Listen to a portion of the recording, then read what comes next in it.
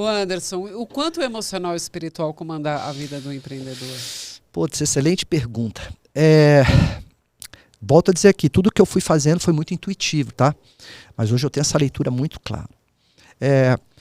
E isso já não existe hoje você ter acesso às melhores práticas de mercado, não importa de onde vêm essas práticas de mercado, para você implementar na sua empresa, se você não buscar, como ser humano, trabalhar uma alta performance. Porque as duas coisas precisam vir juntas, né? E quando eu falo alta performance, eu estou falando o quê? Capacidade de tomar decisões. E aí, para isso, quando você olha a parte da espiritualidade, ela faz toda a diferença. E quando eu falo em espiritualidade, eu estou falando ser do bem e fazer o bem. Para mim, o que importa é a atitude, sabe? Eu sou católico, mas eu não discuto religião com ninguém. Eu acho que a grande sacada de trabalhar uma espiritualidade é você todo dia acordar e falar assim, como eu melhoro como ser humano com os meus defeitos? Porque a gente não é uma máquina perfeita, mas como que eu vou trabalhando isso ao longo do tempo? E depois, o quanto que eu coloco na prática isso? E quando eu falo em prática, é o quê? É desde a hora que você acorda, com a sua família, com as pessoas que trabalham dentro da sua casa, é com o lixeiro que passa na frente da sua casa, aí você vai para dentro da sua empresa, com os colaboradores, com os seus clientes, com os seus fornecedores. Então, é você jogar essa energia da espiritualidade de um jeito muito positivo e muito bom, né? Então, acho que esse é o primeiro pilar. Porque um negócio também, para ser bem sucedido, e eu acredito muito numa coisa que é energia, né? Acreditem ou não acreditem, eu não estou aqui para discutir isso, mas eu acredito. E essa energia é uma troca daquilo que eu dou. Então, se eu dou uma energia muito positiva e muito boa, eu sei que meus colaboradores vão me entregar muito mais, a empresa vai estar num clima bacana, tudo funciona muito bem.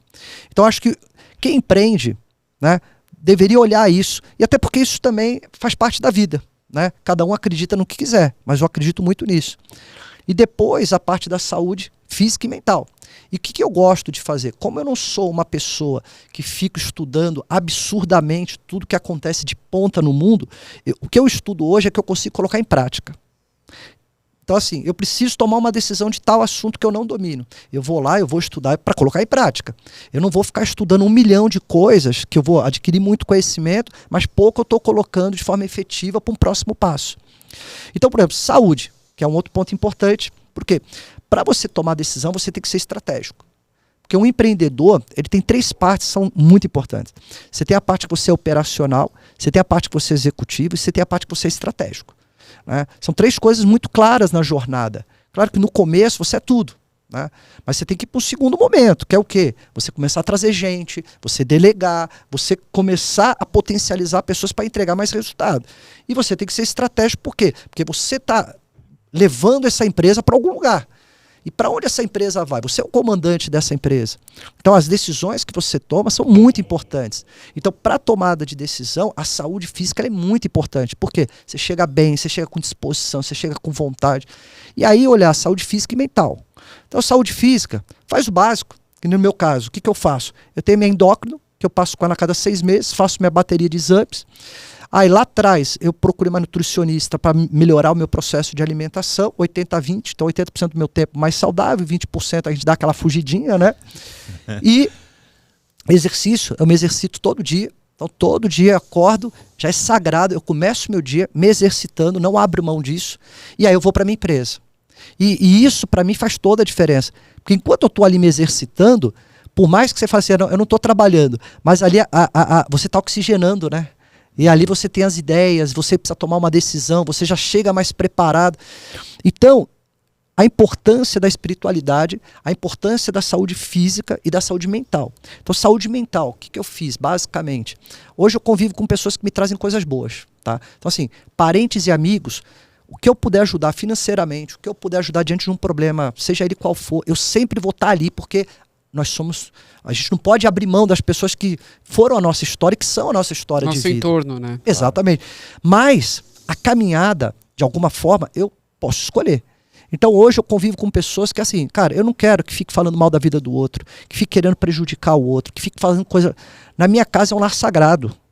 Até um beijo para minha esposa, Juliana, meus filhos, tem 4 filhos, uma calopsita e um cachorro.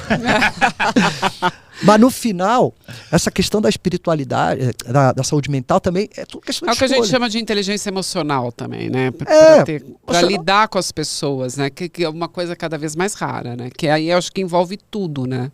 Sabe por quê? Porque quem empreende e precisa tomar boas decisões, você precisa, quase que chegar meio que zerado na sua empresa de todas essas outras situações. Por quê? Porque você começa ali... Então você não toma a decisão baseada em cima da faca do pescoço, sabe? Eu tô tão chateado com tanta coisa, com tanto problema, com tanto... Então você tem que começar a entender como esvaziar isso e facilitar o processo. Então essa parte emocional faz toda a diferença. Você abriu sua empresa há 30 anos atrás, essa 94. Foi 94. São 30 anos. Você já é novo hoje. Há 30 anos atrás você era... cabelo, Pedro. Você era muito mais novo. Sem dúvida, saindo da faculdade, cheio de insegurança, cheio de medo, mas que percebeu um vácuo aí de mercado, talvez, uma oportunidade. Cara, mesmo com medo, porque estava sem grana, estava sem nada, com R$1.000 para abrir dentro da kitnet, você se jogou e falou, pode ser a minha libertação, é isso? Pedro, empreender é bom demais, né? Na verdade, a minha história, porque assim, hoje eu sou sócio e CEO de uma outra empresa, né, chamada Hub 5.0 Group, mas a minha primeira empresa chamava Base Brasil, que era uma corretora especializada em planos de saúde. Eu fiquei com ela durante 15 anos, e aí veio um fundo de investimento chamado Gulf, queria montar a maior corretora do Brasil, chamado Brasil Insurance, e convidou a gente para montar essa empresa, né? E aí em 2015 a gente fez o IPO da empresa, mas isso aí depois a gente entra nesse ponto. Respondendo a tua pergunta, é assim, isso é uma dica importante que eu dou também para as pessoas, né? A primeira coisa que a gente tem que ter em mente, que empreender, tudo bem se a pessoa quer ter uma empresa mais ou menos, quer ter a empresa como emprego e não como uma empresa. Eu acho que não cabe a mim aqui julgar as pessoas. O que cabe a mim aqui é me conectar com pessoas que querem prosperar suas empresas, que querem criar valor futuro para suas empresas. Então acho que esse é o meu papel aqui de trocar essas linhas de pensamento, né? Então a primeira coisa, Pedro, assim, eu precisava sobreviver e pagar a conta no final do mês.